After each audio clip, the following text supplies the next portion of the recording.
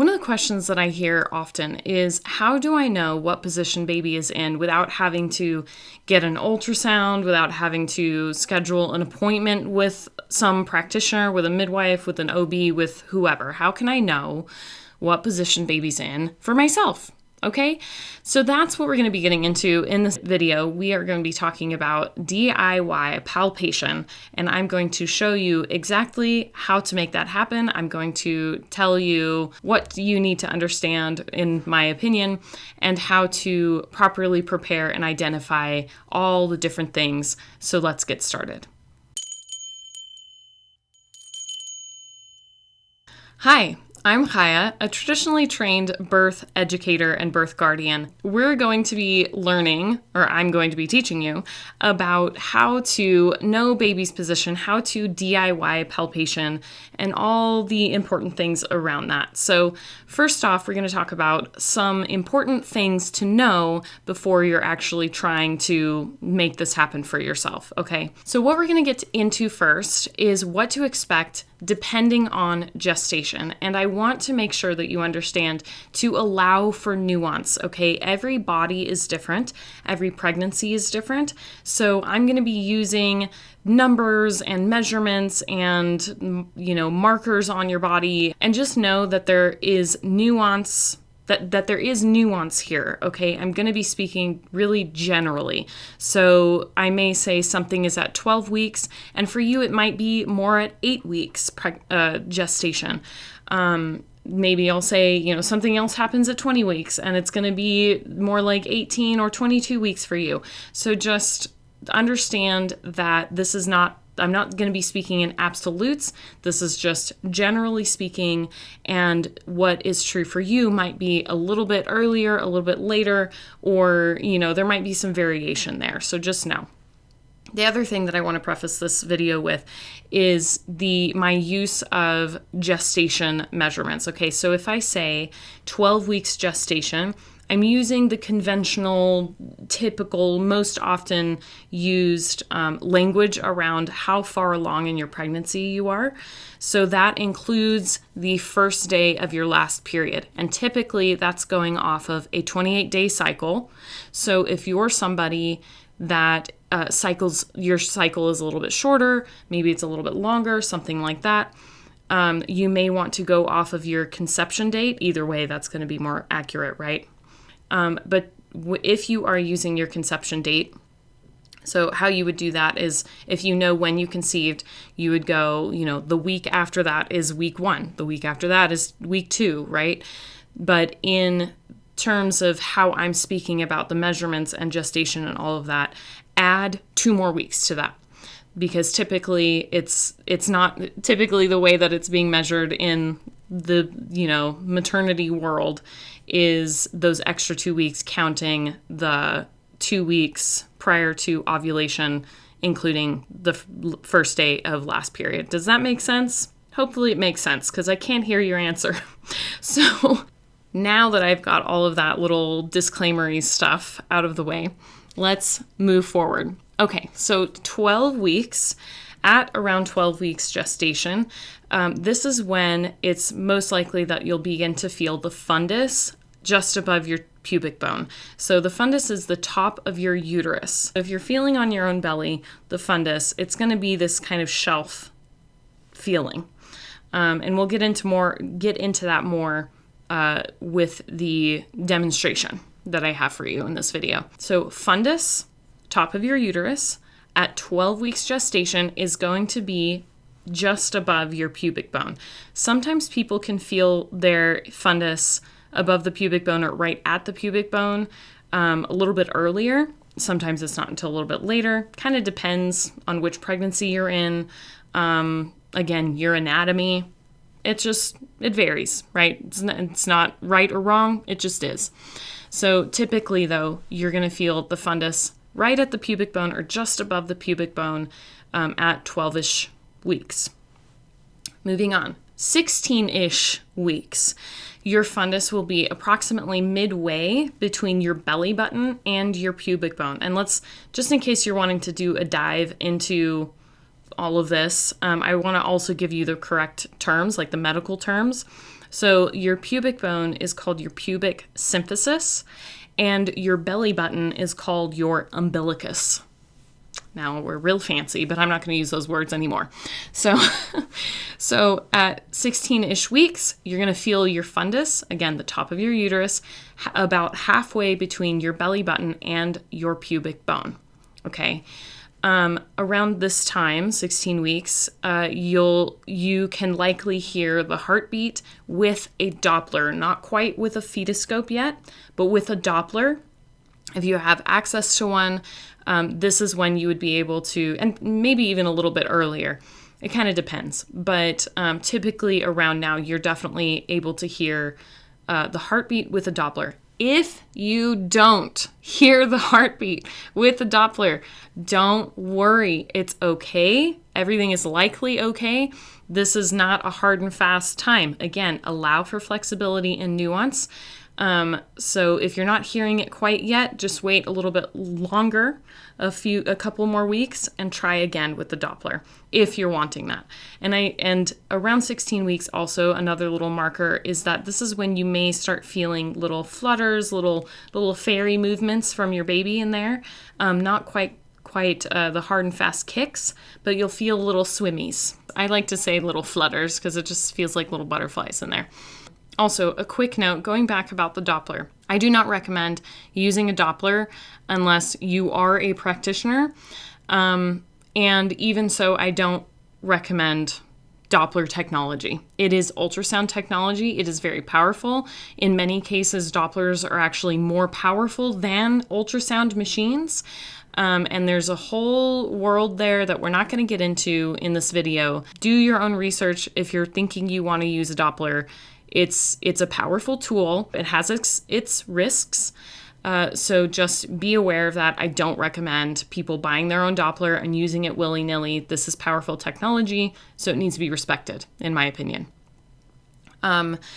If you are really wanting to use a Doppler because perhaps you've had losses in your past, that's completely understandable. No one should be judging you for that. If you really want to use a Doppler, then I recommend you keep it brief. Okay, so 20-ish weeks gestation. This is when the fundus will be around the belly button marker on your body. This is also around when you can start to hear the heartbeat with a fetoscope. Let me grab mine really quick. I meant to have it here already. Voila. So this is a fetoscope. This is actually one that you would want to get if you're trying to do this for yourself because it has this nice long tube. And that way you can listen to your own pregnant belly.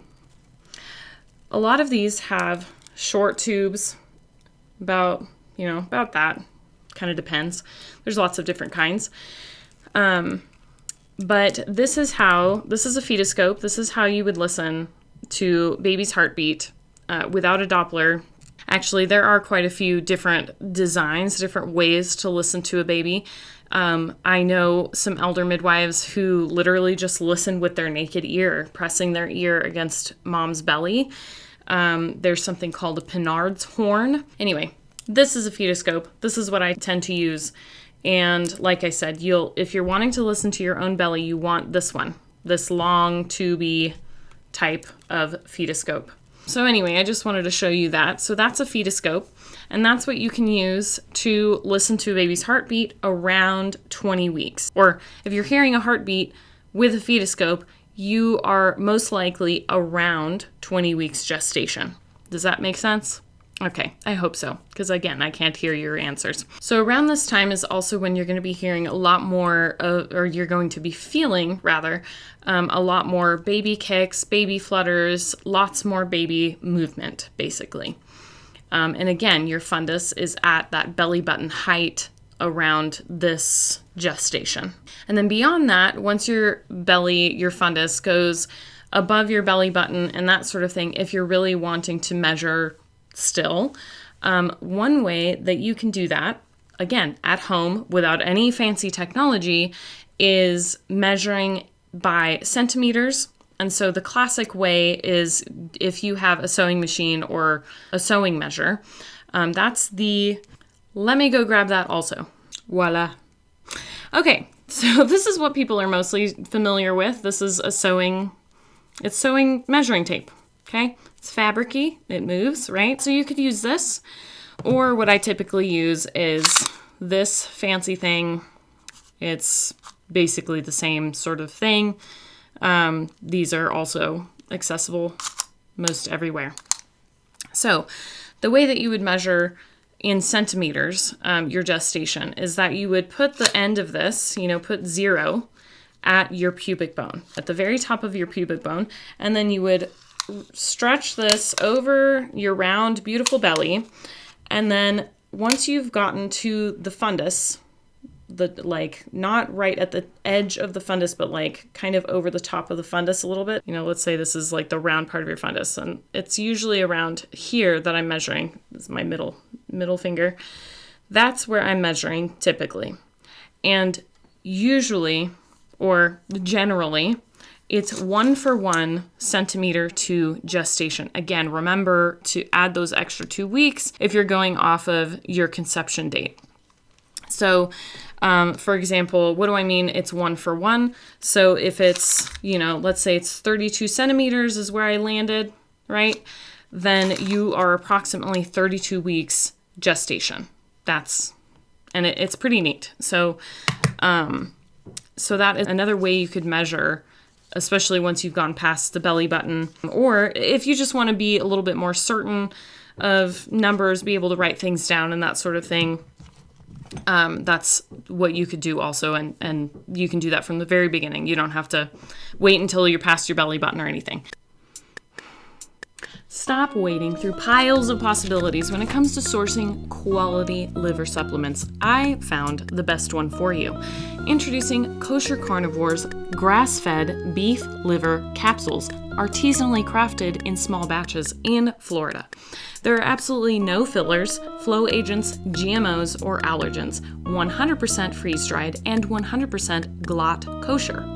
This is nature's true superfood with over 23 different vitamins and minerals made bioavailable by God Himself. Liver boosts your energy, brain function, iron levels, and immune system. It improves skin, hair, blood health, and even supports liver function. A powerful supplement during pregnancy, but honestly, it's powerful for anyone in any season of life. Get your own Kosher Carnivore liver capsules and enjoy 15% off your order when you use code CHAYA. Follow the link in the show notes and get shopping.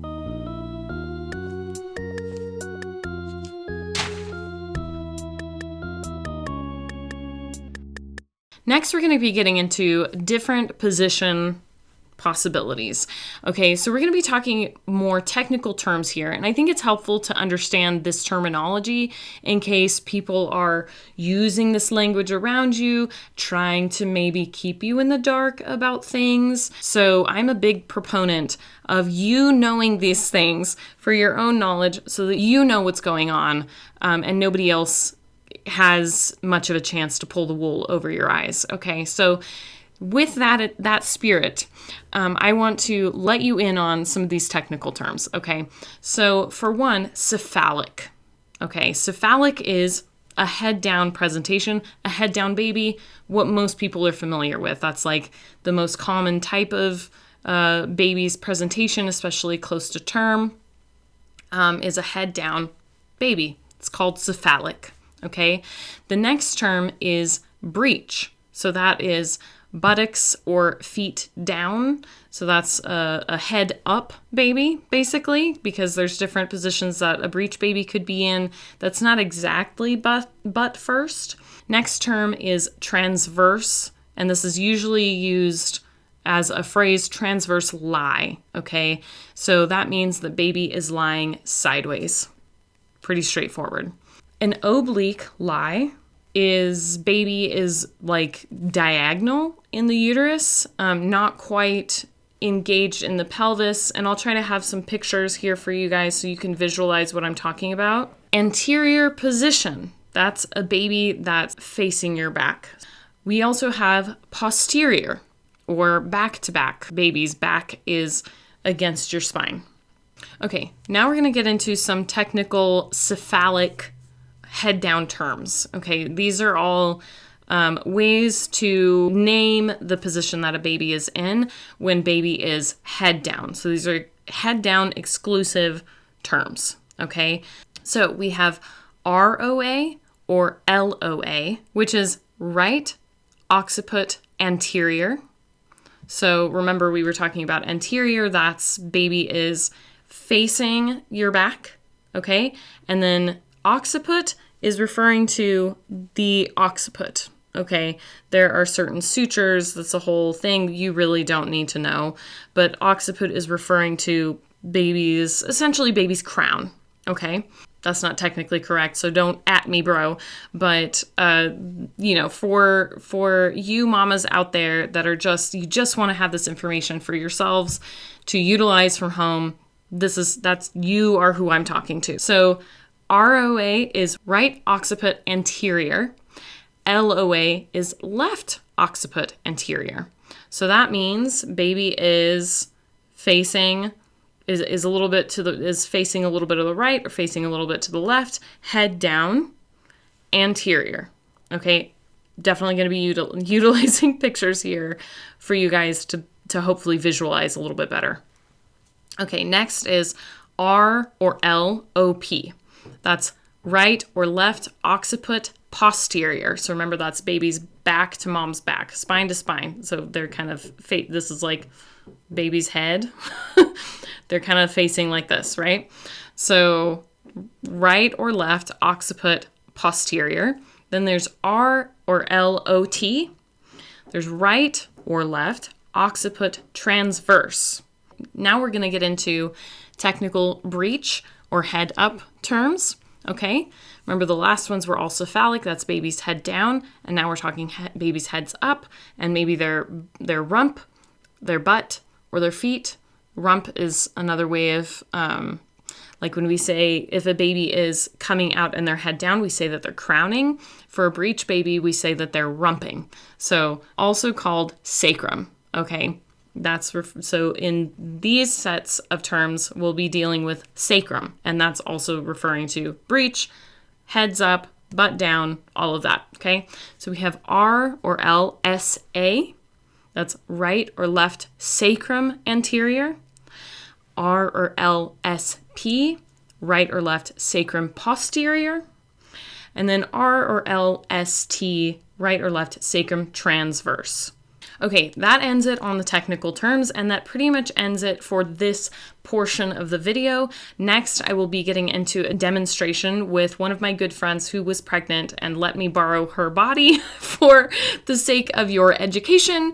So send her love, send her blessings when we get into that part. Now for my last couple of notes before we get into that part of the video, I want to encourage you to keep feeling your baby. Notice the progression. Do this every day. Do this every couple of days, maybe every week. Maybe every day feels like too much. Do it every week or so and just feel the progression of baby and movements. Notice things, connect with baby, speak with baby, because they can hear you, and it doesn't matter how early on it is. My belief is that their spirit can feel your spirit reaching out. They can feel that connection. They're being bathed in those good hormones and things that you're giving them. So connect with baby, and this is a really great way to do that.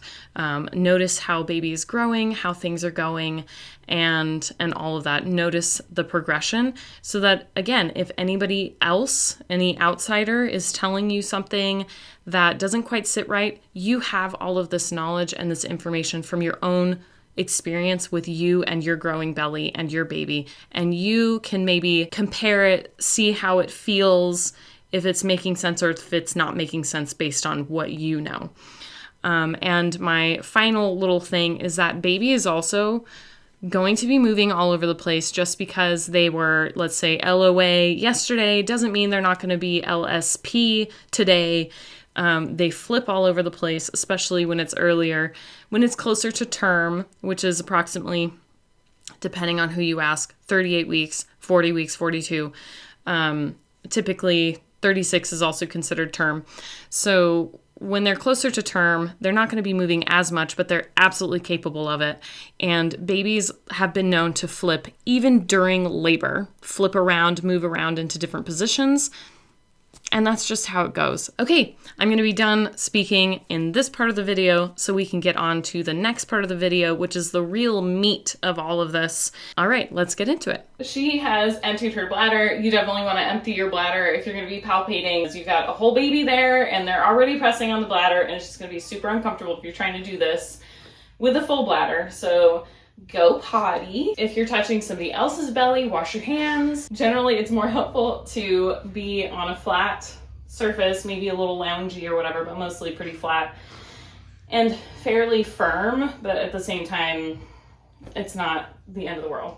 Let's move the camera over here really quick just to get mom's angle, just because the next thing that you're wanting to do if you're trying to figure out baby's position, you can start by using your eyeballs. When you're laying down flat, baby is going to sort of fall in your belly in a way that, and your skin is going to fall around in a way that usually can be a little bit more helpful for visualizing.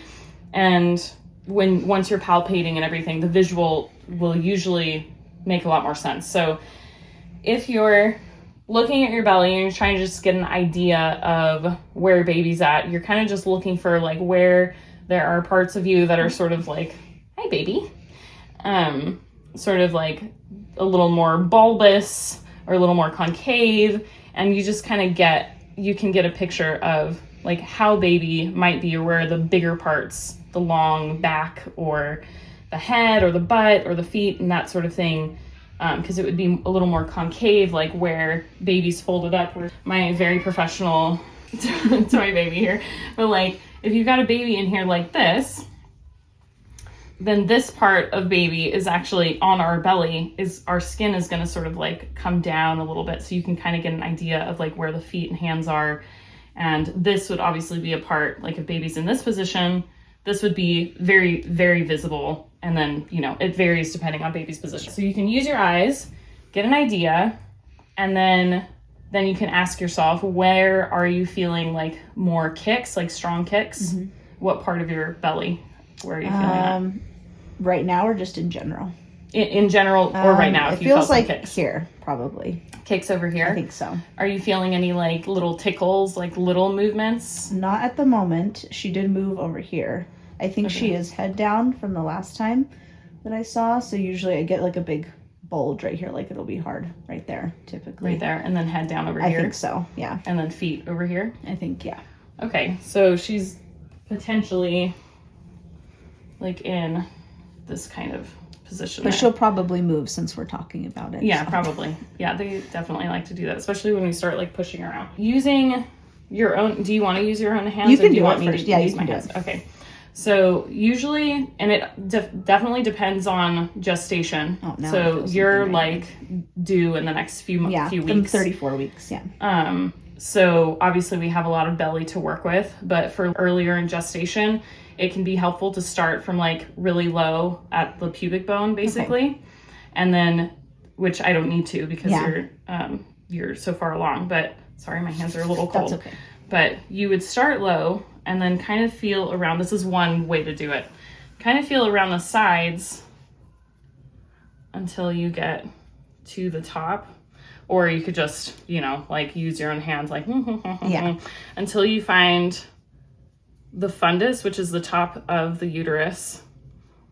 And that seems like, which makes sense that she would be like way up here, your uterus. She maybe moved. I'm not sure where she went. It's okay. So once we find the fundus, then if you really wanted to, you could go around the side and try. Basically, you're just sort of feeling with your hands, and a flat hand, not out like this. That's not gonna, this paints a picture in your mind a lot better than like all these like weird points like that. So flat hand, fingers together, and you're just sort of gently pressing around. What I usually do is I'll go opposite sides of the belly with my hands, because I can sort of stabilize baby and then kind of like smush, smush. And yeah, what you were saying earlier makes sense, because I'm already feeling over here, there's a lot more like squish. Okay. And it dips down more. And then over here, it definitely seems to like round out a bit more. You okay? Yeah. Comfortable? Mm-hmm. And also I said hello earlier to the baby, but I don't know in which cut of the video that I said hi to the baby, but normally I'm like, hello baby.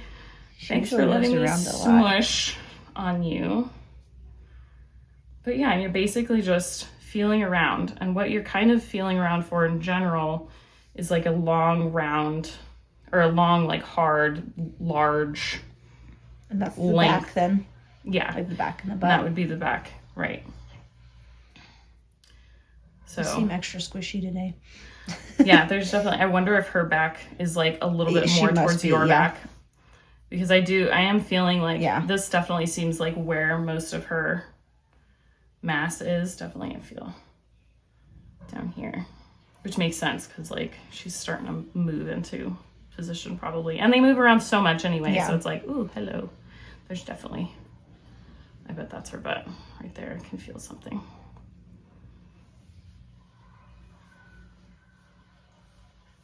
Baby. Yeah, okay, for sure. So if you wanna, do you wanna feel? Sure. I don't know how hard I should push. It's up, yeah, and that's kind of the beauty of doing this on yourself is like you can feel like, ouch, that doesn't, you know, like. So you want to like push here, and then you're sort of like, because you're kind of like stabilizing, almost like trapping them a little bit, and then you're pushing around, and I can definitely feel you feel, yeah, and then and you move it down, and it kind of helps you just paint a picture. And where you're feeling kicks is usually, you know, again, if we've got a baby that's there's folded up in like a normal there, unless it's my intestines. So it'd be like, if you're feeling kicks up there, then babies are usually like in fetal position. Okay. And they're doing their little kicks. Now she's moving. Like that. And I'm thinking baby might be more like this. I think so. Oh, yeah, now it's hard right here. I see that. That's funny. I can see. Oh, she's moving now. Oh, she's totally over there. I'm like super lopsided. Oh, yeah, look at that. That's funny. And I don't know if we can see it on the camera, but there's like, baby's like, I think for sure, like she's like this kind of in there. I think so. Like, bloop. Yeah, I feel a lot of pressure on this side right now. Mm-hmm. Yeah, so then once you're finding the length and you're finding the feet, and hands are usually up here, but not always. And those are like usually little tickles, and the kicks are like firmer. Yeah. And usually she's kind of in a position that I don't want to like try and rearrange her organs to try and like demonstrate this. But usually once you can find the butt, if you can kind of get your hand around, and she's not in like the best position to demonstrate this, but if you can get your hand around their butt, and you're trying to determine whether it's a butt or their head, if you're moving, if you're kind of like smushing and like trying to grab them and shake them around a little bit, if the whole baby is moving when you're doing that, you most likely have the butt. Okay, gotcha. And if you can get your hands around whatever the mass is and kind of wiggle it, and it's just really that mass that's moving, that's the head. That's like the head bobble. Okay.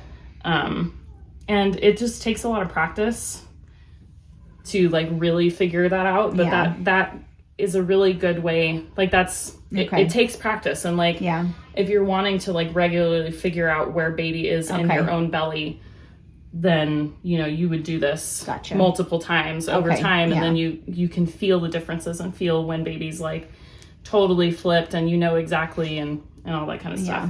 And you don't need an ultrasound for this stuff. You don't need, so if you had, so let's just say baby's in there like this, okay?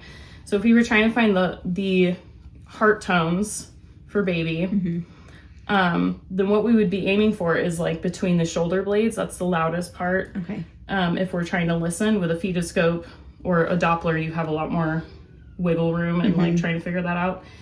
With a fetoscope, the loudest part is going to be between the shoulder blades. Okay. But if baby's kind of in a position where their back is like kind of more in your back, it can be a little more difficult, and it also depends on gestation and everything.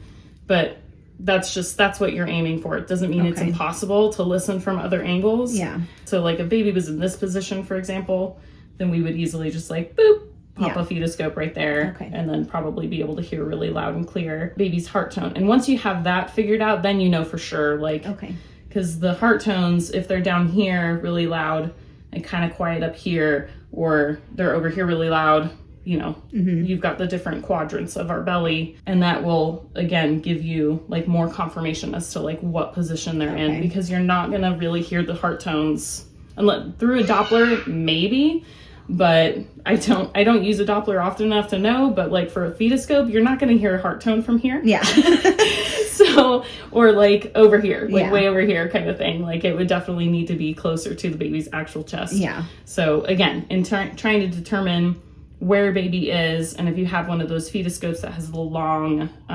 tube, so that you, mom, yourself can listen and then put on your own belly, then again, all of those give you clues as to what position baby's in. And that's how you just kind of smush around and try and find those like anatomy points, basically. And okay, guys, that's it for our video for today. I hope you learned a lot. I hope you feel empowered. And feel free to share your thoughts, your input, maybe some things that you learned, some exciting things that developed or that you feel inspired by from this video in the comments below. Remember, if you disagree with anything here or have other thoughts, keep it civilized. We are all doing the best we can with the tools that we have. And ultimately, this is about education and empowerment. This is about becoming resilient, powerful, knowledgeable human beings. And remember that there are different ways to do things in every aspect of life. We're all having different experiences, and to give each other grace. So that's it for now, and I'll see you in the next one. If what I'm sharing here resonates, I want you to know there's a hidden place where this conversation continues. The Secret Series is a private, audio-only experience I designed to walk you through the exact preparation most women are missing. In each episode, I address a real problem families face and link you directly to the resources that solve it. No more having to hunt or piece things together on your own. This is the best place to begin if you're serious about radical responsibility in the context of birth and early parenthood. And if you already know you want to prepare well, this is the series that will help you understand what you actually need next. The Secret Series is free, but it's not public. It's only available through my website when you subscribe. Find the link in the show notes below, and I hope to see you in there.